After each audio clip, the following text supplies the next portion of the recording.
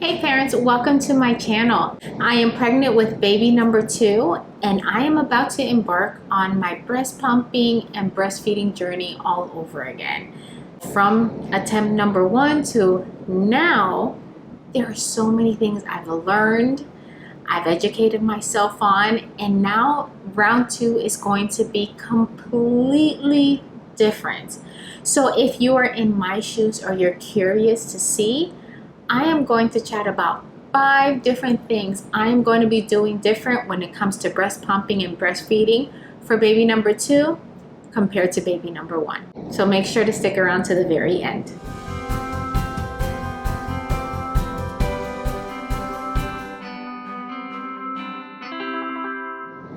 My name is Kasandra Sison and I love talking about, reviewing, and giving away baby products. So if that's your thing, you want to learn more about it, make sure to subscribe, hit the little bell so you're notified when I release new videos such as this, and follow me on social media.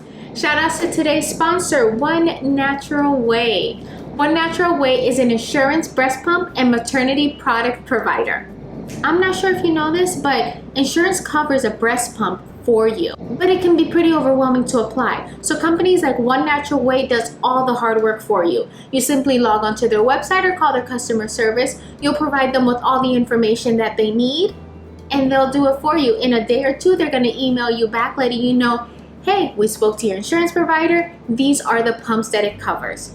Once One Natural Way helped me, I ended up deciding on the Free Me line. So I don't know about you, but when I started breast pumping, especially the first time, I was completely lost. My ultimate goal this round, whether it's exclusively through breast pumping, breastfeeding, or both, I want to make it at least a year. For round 1, I only lasted 5 months, and I don't want to say only because I don't like that word. I'm proud of my 5 months. And mamas, if you've done this before and you lasted a week, a month, 2, 3, 4, 5 months, a year, 2 years, and regardless it was not your goal, do not say I only made it X amount of time. Say I pumped for 5 months. I proudly and heroically pumped and fed my baby for 5 months, and be proud of that. And I had to actually teach myself that. So what got in the way of me round 1 that did not allow me to hit my goal? Let me explain the 5 things I'm gonna do differently so that that doesn't happen and I can hit my goal this time around. Number 1, the first thing I'm going to be doing differently is I chose a cordless, hands-free mobile pump.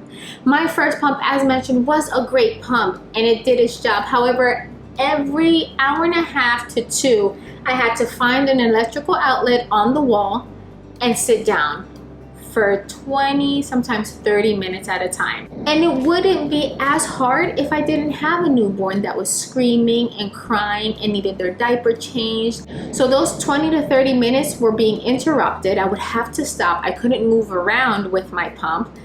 And because the pump I chose at the time was connected by bottles, I couldn't hold my baby either because the bottles were in the way. So after a month or 2, I was already so frustrated with the experience. I was not enjoying it. I was already going longer and longer in between pumping, and I was starting to tell that my milk supply was starting to go low. One of the reasons I chose Free Me is because of their cups. They have the cups and not the bottles. So I'm able to slide it under my shirt and I will be able to hold my baby easily. I'll have the pump attached to my pants, which a shirt easily covers, and I can walk around and not be interrupted. Analyze your lifestyle. Analyze the reality of it and see, can I sit on a wall for 2 hours? Check the size of the pump. How easy is it going to be for you to hold the pump plus your baby? How easy is it going to be for you to stay plugged into a wall or have the bottles out from the bra? So just think of that in your normal day-to-day lifestyle and see what pump might be right for you. Number 2, what I'm going to be doing different. I also wanted a discrete pump. As I mentioned, there are some other cordless pumps out there. However, the flange that it has are attached to bottles, which you would have the bra on it. If you're in the middle of a store, and this happened to me so many times with my daughter, I'm in the middle of the store going and the pressure just got it was just very painful, and I knew I have to run to the car and pump. depending what was going on, I would either have to rush out the store with the products that I have or just leave it and go, depending how much the pain was going. Because I had to go to the car, I had an adapter so I could plug in my cord to plug it into the car so it got electricity, and then sit there for 30 minutes. And then if I had my daughter with me, it was not pleasant because she might have been uncomfortable, crying. The experience was not nice. What I loved about the Freemie is that when I started seeing people using it, they were in the middle of the store. They would just pull it out their purse, clip it, turn it on, slide it under their bra, and keep going. Errands were not interrupted. They did not have to stop. They didn't have to run to their car. Nothing. They continued right then. So let's say your insurance doesn't cover the Freemie, it covers a different pump. Or you learn about the Freemie afterwards and it's too late.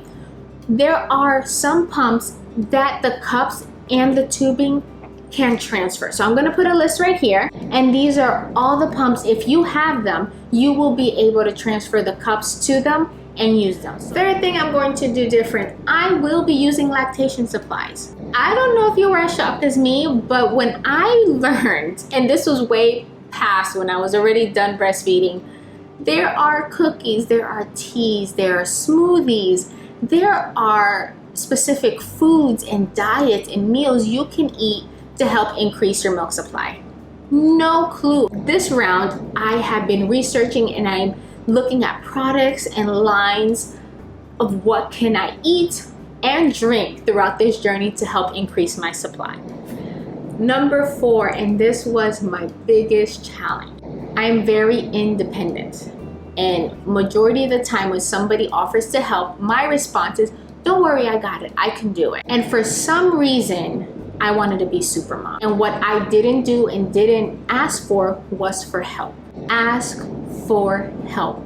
Accept help when it is being given to you. So I would have people come to my house and try to do things, and I just didn't want it. I don't know why. I had this thing on my shoulder where I'm like, I want to do it all. I want to show that I can pump and I can breastfeed and I can raise my newborn and I can clean the house and I can do the dishes and I can do the laundry.